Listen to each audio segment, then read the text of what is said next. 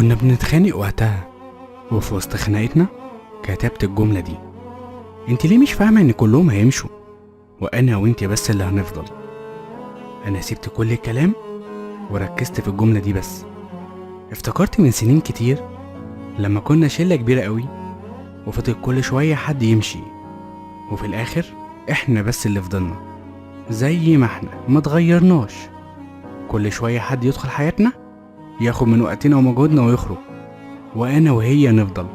حقيقي مفيش اجمل من يكون في شخص في حياتك واثق 100% انك هتقوم من النوم مش هتلاقيه بيعك او يمشي ويسيبك لوحدك. شخص لما تقع تبقى متأكد انه مش هيزهق ولا يمشي، تبقى متأكد ان هو هيكمل معاك لاخر الطريق، يكمل معاك لاخر المشوار. ربنا يا رب يكرمك بالشخص ده.